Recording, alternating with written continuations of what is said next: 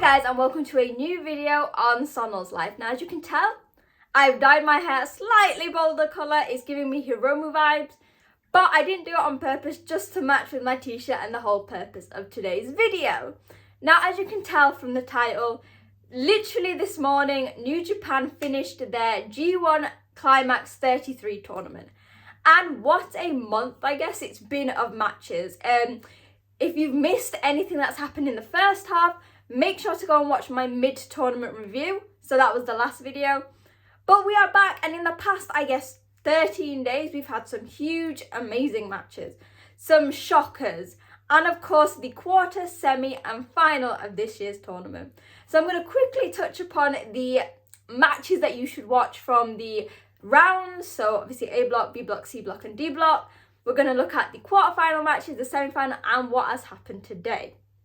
Now, on the last video, I was listing match after match from all of the different blocks because there were some stunning bouts. And while I'm not going to touch upon these as much, just because we've got three really big shows to cover, here are some of the matches that I think you should watch. So, Tama Tonga versus Shingo, so block C, really did represent. Tama and Shingo are the same age, and this was sort of the sentiment going forward. It actually went to a time limit draw, but it was such a phenomenal match because both Shingo and Tama are extremely athletic, very strong, very fast, and they are both at the core very strong wrestlers. They have that heart, that soul to do it, especially since Tama's become a good guy, not like the good bad guy. And it was just a pure wrestling match. While there have been some shenanigans in most of the blocks, mainly from the War Dogs and House of Torture, this was a pure wrestling match. We had Naito versus Zack Sabre Jr. When I was predicting and making thoughts about what I wanted from the tournament, Zack versus Naito was a match that I always love and loved this time. Naito was really playing on Zack's emotions for any tournament, really, taking the mick. I just think it was really good wrestling. And what is always good with these two is that they know they are polar opposites in every way.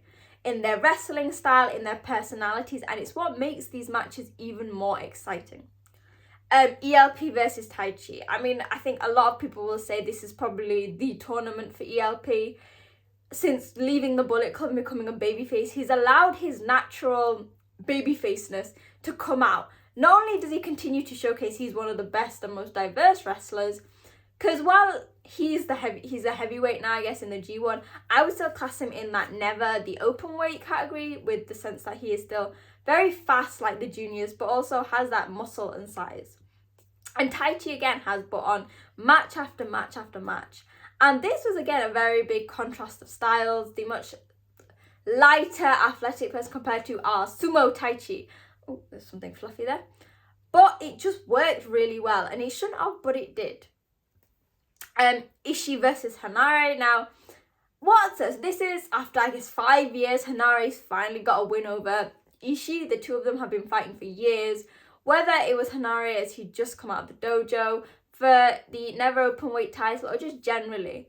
Now, what I found quite nice is that Ishii seemingly has not been at his strongest, and Hanare acknowledged this.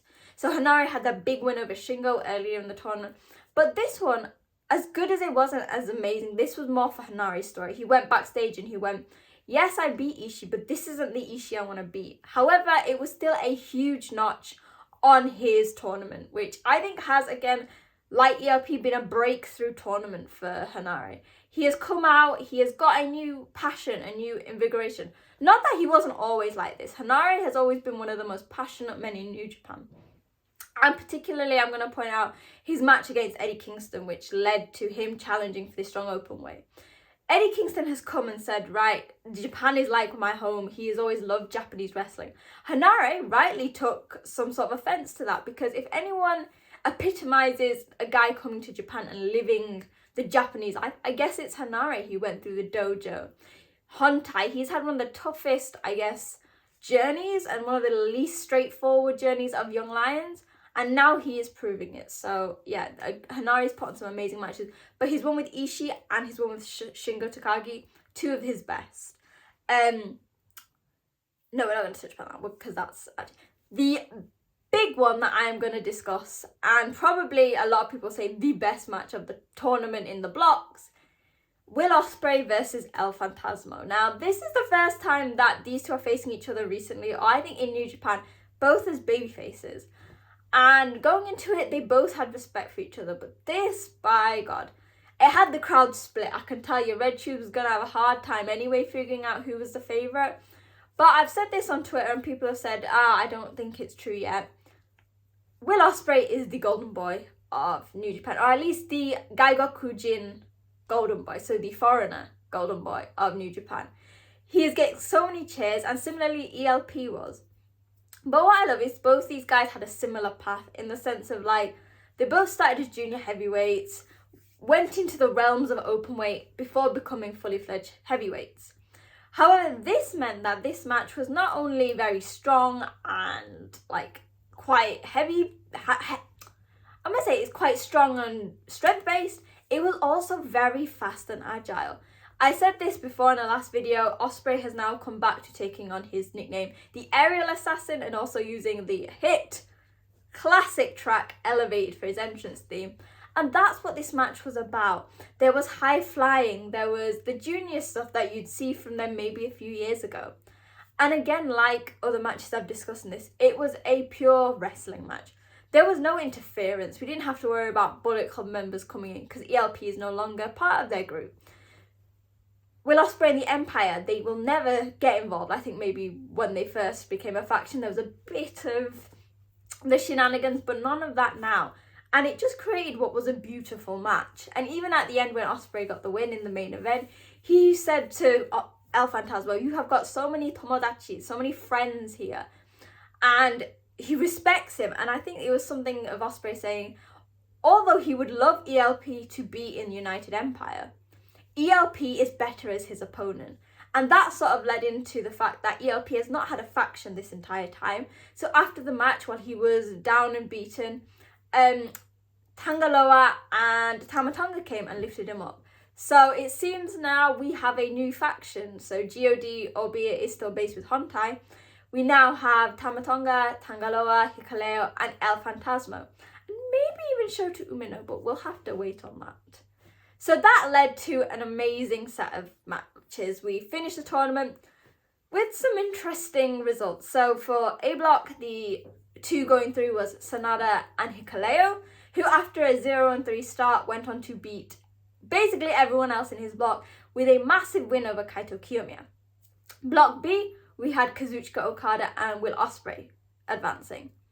Block C, we had David Finlay and Evil.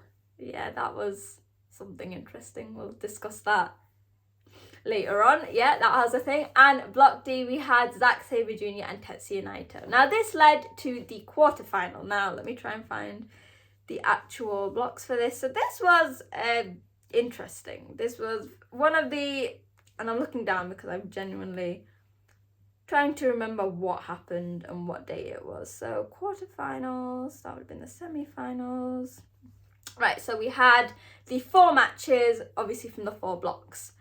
Now, it was kind of confusing. Like, I didn't know who was going to be facing each other. So we had, and I'll say it now as we go along. So we had in the first match, we had Block D's first place Tetsuya Naito facing Block A's second place Hikaleo. A great match. As expected, Hikaleo didn't win, and this was a Naito pin. Nothing flashy about it. I think this is Hikaleo's time now to really focus on improving his style and being known for more than just GOD, so Tangaloa and Tama Tonga's brother, and the big guy. We need some personality now, and I feel like we've been getting that. Naito again, amazing match. He did a bit of his piss taking. The funny thing is that Hikaleo was almost immune to that, and they touched upon that on commentary, so that was good. We had Will Ospreay and David Finlay, a really good match. So bearing in mind 2 titles. Yeah, it was interesting in the sense that he doesn't need it, but Finlay has been having help from his War Dogs. So he had Coughlin and Gabriel Kidd out there. What was nice was Ospreay also had Okan and Cobb. Now, it was a bit weird because Marty Asami wasn't doing his job and ended up kicking out Cobb very early in the match. And I think Okan, when really it was the War Dogs you had to watch out for. Luckily, when Okan and Cobb came out and sorted those two out, it was a very good match that Ospreay won. Again, another thing that cemented Ospreay as one of the most popular members of the New Japan roster. I skipped this match because I wasn't watching it live, but I found out that Evil beat Sonata. We're not going to touch upon that. I guess Sonata needed a loss. He also needs someone to defend the title against and win. So we hope that Evil makes an easy defense for the IWGP heavyweight champion. But yeah, I refused to watch that because I can just imagine there was a lot of shenanigans. I think I saw that we did have some help from Tsuji and Bushi in that, but it seemingly wasn't effective enough, which made me sad. The main event for that show, so the last quarterfinal, was Kazuchika Okada versus Zack Sabre Jr. Phenomenal match. Whenever these two get in the ring, magic happens. Zack, for all of his amazing wrestling, has seemingly never managed to get one over in the Rainmaker. And it was the same here. So there was no time limit, so we went just over 20 minutes, so 21 minutes, and it was a great match. Now, neither man, so none of these men going forward will have been in their best condition because they have been wrestling pretty much every night against some of the best wrestlers in the world. However, Zack and Okada really put up an amazing fight. Okada was trying to use his own very diverse style. And bear in mind, Okada has been pretty much a dick through this entire tournament. So he still played on that. Zack, oddly enough, was the babyface in this. And it was a really good match that showcased both guys. And what I love is you could just see the determination. So while Okada seemingly knew he was going to win, Zack had this small hope that this was his year. And while it wasn't, it was an amazing match. And Zack, I don't understand why they haven't pulled the plug on that, but Zack needs to be IWGP World Champion at some point. He needs to win the G1. He needs it because he, throughout this tournament, has proved just how good he is. He can wrestle funny matches with Yano. He can do amazing matches. He can adapt his own ring style to those who maybe are struggling a bit, so like Tanahashi and that. And he can take wins and he can take losses. So after that night, we had advancing Tetsuya Naito, Will Ospreay, Evil, and Okada. And that led to the semi-finals. So we had... Again, not a match I want to really dwell upon. Kazuchika Okada beat Evil. A lot of people, and myself included, have said this online. Evil, well, he was in LIJ, although his wrestling might not have been the best. He had this persona that people wanted to root for. Now with House of Torture, he seemingly cannot get a good match with anyone. Yes, I have said that the best wrestler in the world, Kazuchika Okada, could not bring a good match out of Evil. There was interference. My hardest thing is watching Show coming out because for all of you who know me, will know I was the world's biggest Roppongi 3K fan, the world's biggest Show fan. He had so much potential to eventually become one of the best IWGP Junior champions if he had the chance. He has now just been pushed along with a category of Yujiro, and it made me very sad. However, that was balanced by the beauty that was the main event. Tetsuya Naito versus Will Ospreay, one of the best matches of this year, hands down, and it was, wow, I don't really know what to say about it. From the very beginning, it showed that neither men really had any regard for their health. People have been criticising Naito, like, oh, he's in the same bracket as Tanahashi with his legs and damage. That is an insult to Naito. He constantly has put on good matches throughout this tournament, and this match with Ospreay really showcased why fans love him so much. And similarly with Ospreay, it was babyface versus babyface, albeit Naito was a tweener. Now, it was dangerous. I think about midway through, Naito basically got knocked out.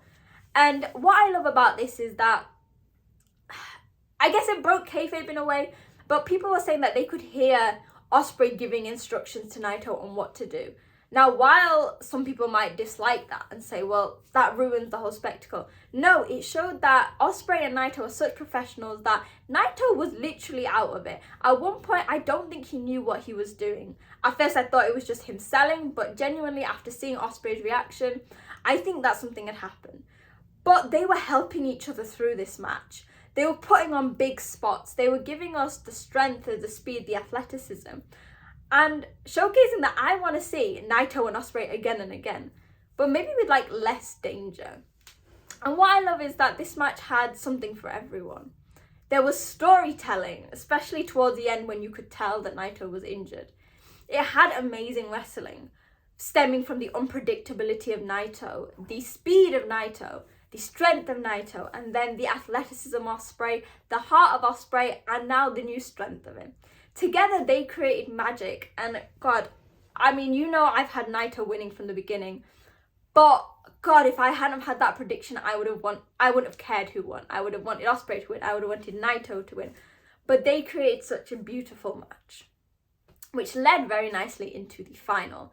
Now, the final, there were some really big matches. There was some stuff going on. So we had Shane Hayes pinning, I think, Goto. So they have a title shots ready. Sho has pinned Taichi to get a shot at the King of Pro Wrestling title. And one of the big ones is our Yota Tsuji, our LIJ Tsuji, pinned Ospreay to get a shot at the IWGP, not the US title. So after his match with Naito, he went backstage and said, I have made this title. I have beat the best in the world within a month. So he presented it as the IWGP United Kingdom Championship, which again worked very nicely with Tsuji getting the pin because Tsuji did his excursion here in the UK. So it'll be interesting to see when they do that. Will it be at a New Japan event? Will they bring it here to the UK for a Rev Pro? So on Monday, so the day after this video comes out, there's a press conference and Chris Charlton and Kevin Kelly have been teasing a UK show. So let's fingers crossed that I can attend that. So yeah, they were really nice. All tag matches, but there was some good storytelling, closing off stories, bringing things forward before we had the final. Now, do I think that Kazuchika Okada facing Tetsuya Naito was better than Ospreay versus Naito? No. Was it a phenomenal match? Yes. So, again, going into this, while Okada was the babyface in his match against Evil, we went back to a fully fledged Tetsuya Naito crowd. This match had so many different layers, so many different moments, like at one point, again, I thought Naito was completely out of it. He was going for the high risk. He went for Valencia, his Stardust press, which actually failed. In turn, Okada was giving everything. And the majority of this match pretty much stayed inside the ring, except the start where there was a lot of DDTs off the gate. Okada's typical DDT on the outside on the mats. And what I loved about this was the storytelling, because these two have had countless number of fights. They have wrestled time and time again for titles in tournaments, but each time feels different, especially with Naito's ongoing story that this is his chance to main event Wrestle Kingdom, probably for the last time. He, unlike Tanahashi, realised that he doesn't want to be wrestling while he's literally got no limb, while his knee is bashed up. He wants to wrestle at his top form, and so you could see that passion in him. And in the end, I think it took 3 Destinos for Tetsuya Naito to become the G1 Climax 33 winner. And after 5 years of watching New Japan, this is the first time I have ever got a right prediction for a tournament. For years and years, I have been making predictions for New Japan Cup, G1 Climax, Best of Super Junior Tag League, World Tag League, and I've never got anything right. When I did the preview, I predicted Tetsuya Naito, and I think I did say him facing Kazuchika Okada. And Naito won it. At the end, came out, got the trophy off legend that is Chono. The rest of the LIJ members came out, they did the roll call, which went better than yesterday's when Naito seemingly forgot the members and the order. I mean, with so many changes, it was bound to happen. But it ended a perfect tournament. Okay, not perfect, there were some issues. House of Torture need to go. Interference needs to go. But there were some phenomenal matches. Each block was very special. Personally, for me, the A block shined the most. They showcased that the future of New Japan is actually in the best hands possible. Block B showcased some of the workhorses. So guys like Taichi really showcased why they deserve, in the future at some point, a push. The C block were the workhorses, Hanare, Ishii, Shingo, Eddie Kingston, Tamatonga, all putting on match after match that was at such a high quality. D block, you had some humour in Toru Yano and Shane Hayes, but the veterans that people can rely on, so the Goto, Tanahashi, Zack, Naito, Jeff Cobb, all putting on great matches. Now, personally, so match of the tournament, I'm going to stick for Kiyomiya versus Sanada. That's just the block matches. And ELP versus Ospreay. Two very different matches, but with some of the best in the world. Overall match of the tournament, I'm going to have to put Naito and Ospreay. I just think that they work so beautifully together. Like, it was just nothing I disliked about the match. And MVP of the tournament, Will Ospreay. I feel like on this video, and then if you look at or you listen to Ace Techers, so our podcast that I'm with some other amazing people, you will understand that I have been basically saying love letters to Ospreay because he is one of the best in the world. He put on some phenomenal matches throughout this tournament, linking storytelling with professional wrestling, and although he didn't win, he really shined. And I really think that going forward with his United Kingdom title, he's going to be one of the top stars in the world. Now, what can we expect going forward? So there is the Destruction Tour coming up. I think there's a Philadelphia show, so the junior show. There's a few other stuff coming. The UK show that's being teased, which I assume will be sooner rather than later. We have got titles to be defended. Sanada has got to defend it against Evil. Oh, that makes me upset thinking about that. Ospreay has several challenges for his United Kingdom title. Tsuji, Tangaloa, Taichi, even Naito if he wants a shot. The tag titles need defending. Naito will have to defend his briefcase. He will have to defend it against Jeff Cobb and Shane Hayes. So there is a lot of things on now, I guess, the official road to Wrestle Kingdom. Now, I've gone on at you, and I feel like these videos are always slightly longer because I have to get so much into such a short video. But now it's your turn to let me know what you think. Remember to follow me on social media at wrestling_chat, where you can talk to me there in the comments. Let me know your thoughts on the tournament. Which matches stood out? Who was your MVP? And did your predictions match the results like mine? Or did you have someone completely different? Let me know in the comments, what are you looking forward to going forward? And while you're there, hit like, share this video with your friend, and hit that subscribe button. Now, there is some big events coming up. So we've got the Rev Pro anniversary show that I'm attending at the end of the month.